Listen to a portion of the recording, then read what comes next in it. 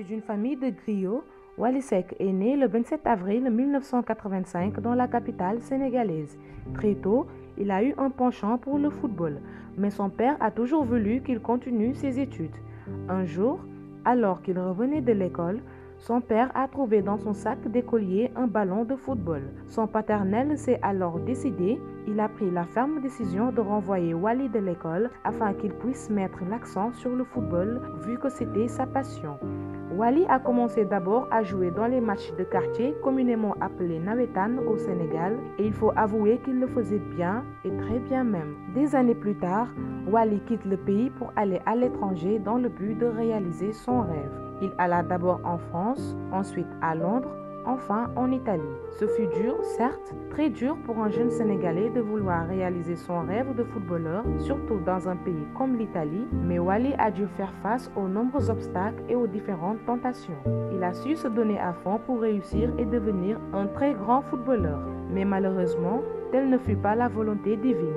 Car pendant longtemps, Wally joua et resta dans la Primavera. Il songea alors à retourner au pays.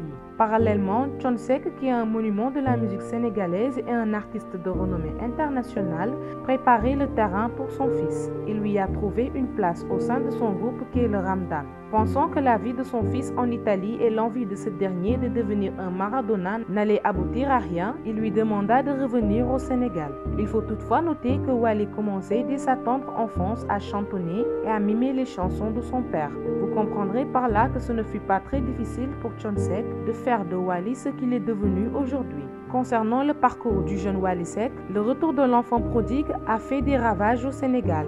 Car, avec la sortie de son premier single Beau Judo en fin 2007, la voix mélodieuse de Wally a enchanté plus d'un. 3 ans après la sortie de son single, précisément le 17 décembre 2010, Wally Seck sort son premier album intitulé Voglio, qui signifie vouloir en langue italienne.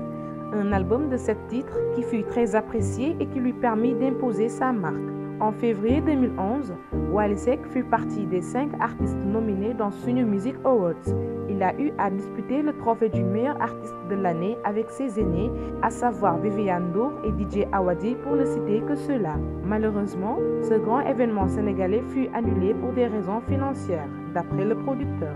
Le 4 septembre 2012, El Phénoméno nous sort son second album intitulé Luné, qui signifie tout en français. Un album de confirmation composé de 8 titres et qui ne cesse d'exploser les bandes FM.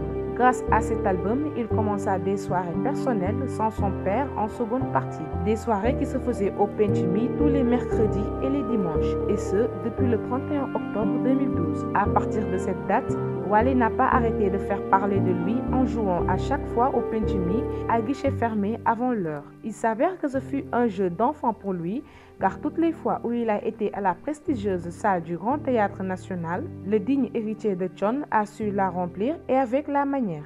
Un surplus excessif de réservations, tickets écoulés des jours avant le spectacle, tel a été le bilan pour toutes les fois où Wally a joué au Grand Théâtre. Cette confirmation sur la scène musicale lui a valu un spectacle à la mythique salle du Zénith de Paris le 3 mai 2014. Avec ce second album, Wally a montré encore une fois de plus qu'il est le digne héritier de Thione Seck. Comme le dit si bien l'adage, bon sang ne saurait mentir.